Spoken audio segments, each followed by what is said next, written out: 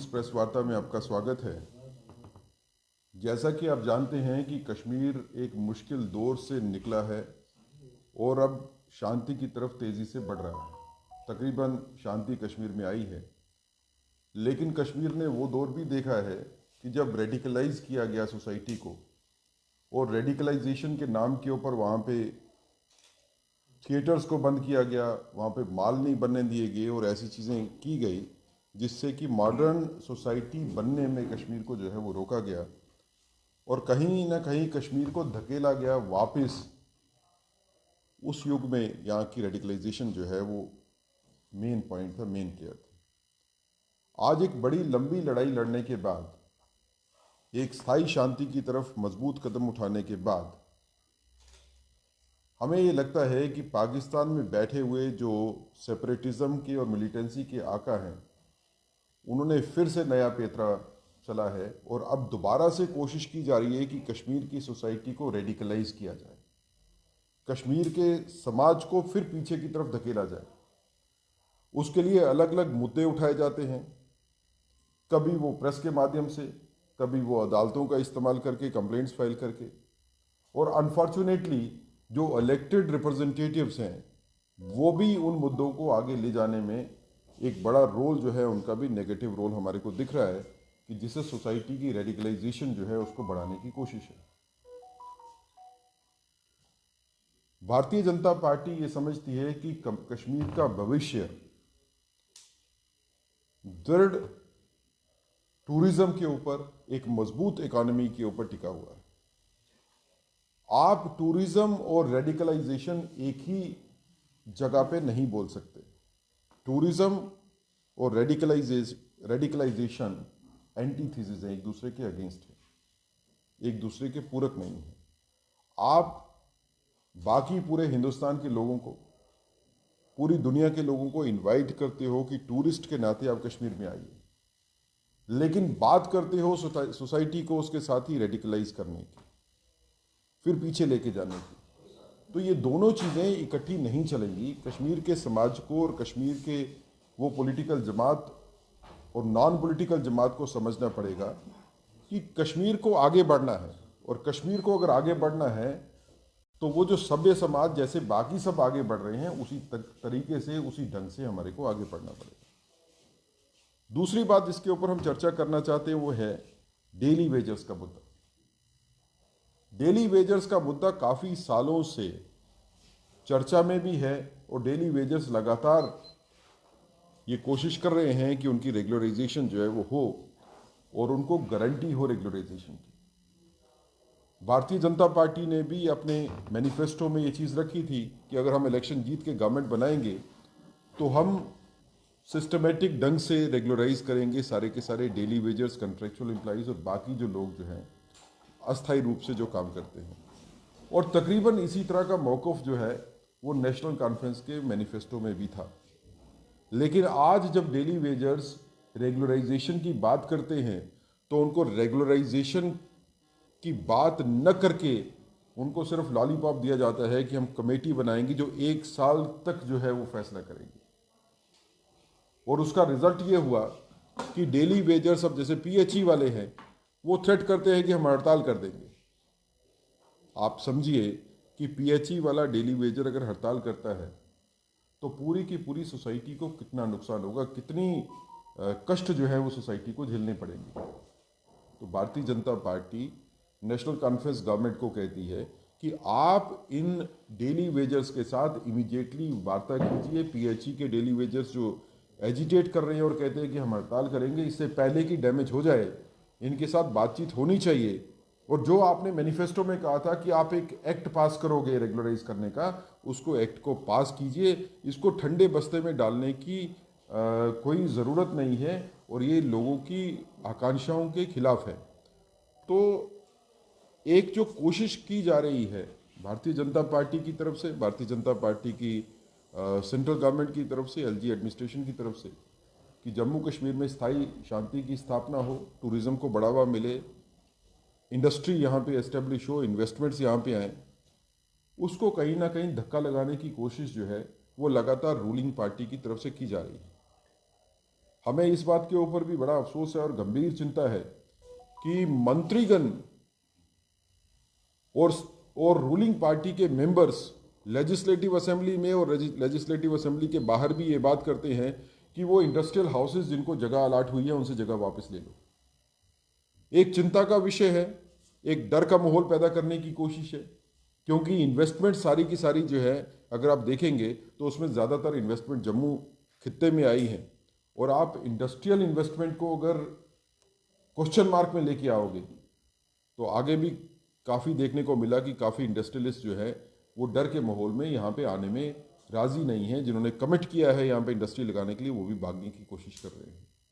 तो कुल मिला के हमारी नेशनल कॉन्फ्रेंस गवर्नमेंट से ये डिमांड है कि जो लोगों के साथ आपने वादे किए थे उन वादों को पूरा कीजिए। जो आपने टाइम बाउंड वादे किए थे उस टाइम बाउंड में ही पूरे होने चाहिए।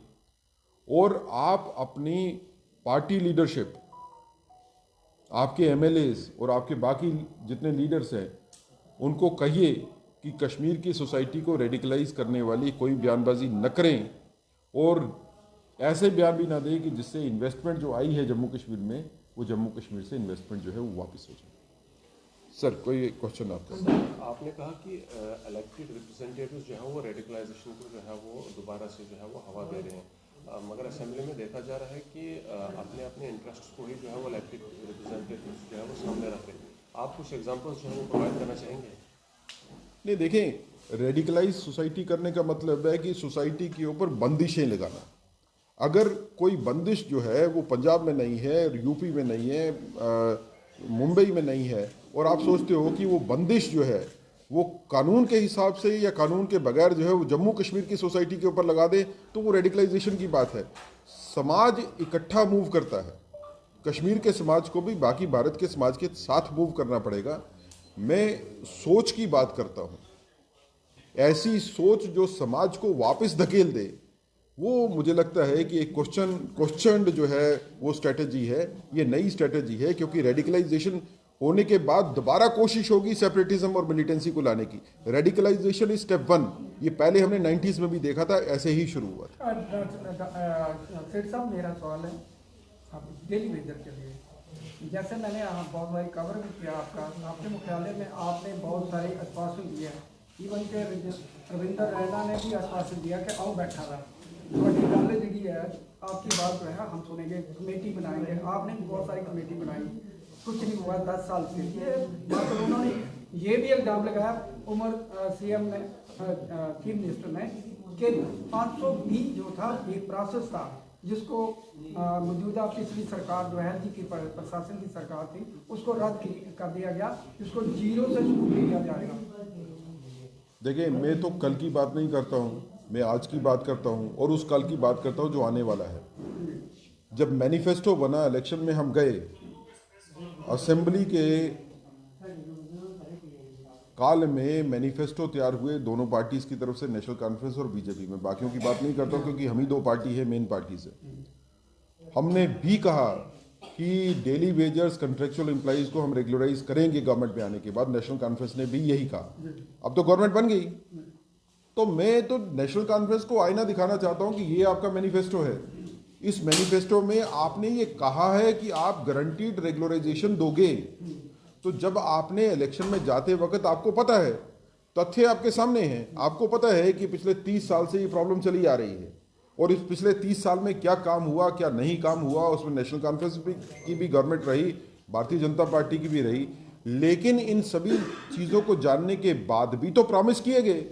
तो आज मैं ये कहता हूं आपको कि नेशनल कॉन्फ्रेंस ने अगर इलेक्शन मैनिफेस्टो में ये प्रॉमिस किया था कि हम टाइम बाउंड मैनर में गारंटीड रेगुलराइजेशन देंगे, तो आज आपकी गवर्नमेंट बन गई है, आप उस गारंटी को क्यों फॉलो नहीं करते हो? सेठ साहब, 2014 की बात करें, ललकार रैली की मैंने भी कवर की थी। वहाँ पे स्टेज पे नरेंद्र भाई मोदी ने ये कहा था कि हमारी सरकार आए, हम जो है डेली वेजर को पक्का करेंगे। आपने भी वादा किया था। देखिए, मैं तो आपको आज भी यही बात कर रहा हूँ संधू जी। इस असेंबली में मैनिफेस्टो हमारा था ही यही कि अगर हम गवर्नमेंट बनाते हैं जम्मू कश्मीर में तो हम डेली वेजर्स को गारंटीड रेगुलराइजेशन देंगे। लेकिन गवर्नमेंट बनी है नेशनल कॉन्फ्रेंस की आप क्या गवर्नमेंट जो गवर्नमेंट ऑफ द डे है उसको इस चीज के लिए माफ कर दोगे कि पीछे ये काम नहीं हुआ? वो जानते हुए कि पीछे काम नहीं हुआ तभी तो गारंटी दी थी। डायरेक्ट वे में, इनडायरेक्ट वे में तो बीजेपी की सरकार है जम्मू कश्मीर में, देखिए गारंटी जो पिछली सरकार रही है एलजी की।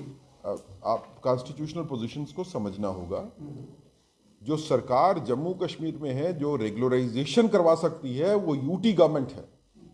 रेगुलराइजेशन की गारंटी देना, रेगुलराइजेशन के लिए कानून बनाना ये एलजी साहब के अख्तियार में नहीं है, ये यूटी गवर्नमेंट के इख्तियार में है। इसीलिए हम कहते हैं कि आपको जो गारंटी आपने दी है जानते बूझते हुए, नेशनल कॉन्फ्रेंस जब इलेक्शन में गई थी तो नेशनल कॉन्फ्रेंस को पता था कि अगर हम गवर्नमेंट में बनेंगे तो हमारे पास कौन से इख्तियारात हैं। उन्हीं इख्तियारात को नजर रखते हुए नेशनल कॉन्फ्रेंस ने गारंटी दी थी कि हम रेगुलराइज करेंगे। अब तो आपको याद दिलवाना चाहते हैं कि ये आपकी गारंटी थी। आज अगर पीएचई के डेली वेजर्स थ्रेटन करते हैं कि हम हड़ताल कर देंगे, सड़कों पे आ जाएंगे और कल बाकी डिपार्टमेंट वाले भी आएंगे, तो इससे पहले कि वो सड़कों के ऊपर आ जाए और लोगों की जिंदगी को परेशानी हो, हम चाहते हैं कि नेशनल कॉन्फ्रेंस उनके साथ डायलॉग में एंटर करे और उनको गारंटी दे जो उन्होंने काम करने हैं। कश्मीरी पंडित समाज को वापस में कश्मीर में ले जाने की बातें तो हर पार्टी करती है, मैनिफेस्टो में ये चीज़ें रखी जाती हैं, लेकिन वही पार्टी जब गवर्नमेंट में आती है तो उस मैनिफेस्टो को फॉलो नहीं किया जाता। लेकिन अगर भारतीय जनता पार्टी गवर्नमेंट में नहीं भी आई जम्मू कश्मीर में, भारतीय जनता पार्टी खड़ी है कश्मीरी पंडित समाज के साथ। जो कश्मीरी पंडित समाज के साथ इंसाफ हो सकता है union of India, government of India के माध्यम से भारतीय जनता पार्टी वो करेगी। जो होम मिनिस्ट्री के माध्यम से हो सकता है वो भी हम काम करेंगे। और जहाँ पे ज़रूरत होगी यूटी गवर्नमेंट को प्रेशराइज करने की ताकि कश्मीरी पंडित समाज को इंसाफ मिल सके, भारतीय जनता पार्टी वो भी सारे काम करेगी।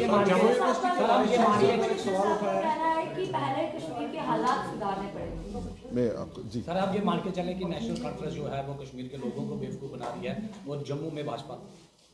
देखें, ऐसा है कि एक पहले मैं जवाब दे दूं कि हालात सुधरने के बाद कश्मीरी पंडित समाज जो है उनको वापस लिया जाएगा। कश्मीरी पंडित समाज को वापस लिया जाएगा तो हालात सुधरेंगे। आप हालात के सुधरने का पहले इंतजार नहीं कर सकते हो। आप उनको वापस लेके जाओगे, कश्मीर की सोसाइटी को इकट्ठे बनाओगे, उसके बाद हालात जो है वो बेहतरी से सुधरेंगे। दूसरी बात यह है, कश्मीरी समाज को नेशनल कॉन्फ्रेंस और पीडीपी और पीपल कॉन्फ्रेंस और इस तरह की पार्टीज लगातार गुमराह करने की कोशिश कर रही हैं। काम के नाम पे उनके लिए कुछ किया नहीं जा रहा। इस गवर्नमेंट बनने के बाद कोरे वादों के अलावा, कोरे नारों के अलावा कश्मीर के समाज को कुछ मिला हो, मुझे कोई ऐसी चीज़ दिखती नहीं है। भारतीय जनता पार्टी जम्मू के समाज के साथ भी और कश्मीर के समाज के साथ, दोनों समाज के साथ इकट्ठी है। जिस समाज की हम नुमाइंदगी करते हैं हम उसके साथ भी इकट्ठे हैं, उसके साथ भी खड़े हैं। और जिसकी नुमाइंदगी भारतीय जनता पार्टी आज नहीं करती, कल करेगी, हम उनके साथ भी खड़े हैं, उनके अधिकारों के लिए भी सजग हैं। जहाँ पे अपोजिशन के रोल की बात होगी, भारतीय जनता पार्टी का रोल, चाहे वो लेजिस्लेटिव असेंबली के अंदर हो या लेजिस्लेटिव असेंबली के बाहर हो, वो एक कारगर अपोजिशन का रोल रहेगा। कारगर अपोजिशन का मतलब होता है कि वो अपोजिशन जो गवर्नमेंट की नाकामियों को, गवर्नमेंट की जो गलतियां हैं उसको दिखाए, उजागर करे, सिर्फ इसलिए नहीं कि हमको मीडिया में आना है और स्टेटमेंट देनी है, बल्कि इसलिए कि गवर्नमेंट समझे कि वो कहाँ पे गलत कर रही है और अपने आप को सुधारे। हमारी तो कोशिश ये है कि गवर्नमेंट से जो गलतियां होती है, गवर्नमेंट की गलतियों को बताया जाए ताकि वो गलतियां सुधर सकें। अल्टीमेटली काम भारतीय जनता पार्टी होगी, नेशनल कॉन्फ्रेंस होगी, जो भी गवर्नमेंट में होगा उसको लोगों की बेहतरी के लिए काम करना चाहिए, ऐसी भारतीय जनता पार्टी की। जम्मू यूनिवर्सिटी के वाइस चांसलर को दूसरी टर्म दिए जाने को लेकर के सवाल जो है वो खड़ा हुआ है। क्या आप बता सकते हैं कि जो आवाज़ इस वक्त उठाई जा रही है वो जम्मू कश्मीर के आवाम के हित में आवाज़ है? देखिए, यूनिवर्सिटी में वाइस चांसलर को एक्सटेंशन देना या नहीं देना ये एडमिनिस्ट्रेटिव मुद्दा है। ये एडमिनिस्ट्रेटिव और एकेडमिक मुद्दा है। उसमें किसकी सूटेबिलिटी है और किसकी नहीं है, इसके ऊपर राजनीति नहीं की जा सकती। ये कोई पॉलिटिकल इशू नहीं है। तो इसके बारे में हाँ, अगर आप उसमें कहते हैं कि राजनीति से प्रेरित है, इट इज़ पॉलिटिकली मोटिवेटेड, अगर वैसी कोई बात हो तो उसके ऊपर आंसर दिया जा सकता है। लेकिन ये प्योरली एकेडमिक और एडमिनिस्ट्रेटिव डिसीजन है, इसके बारे में हम as a political party we can not say it.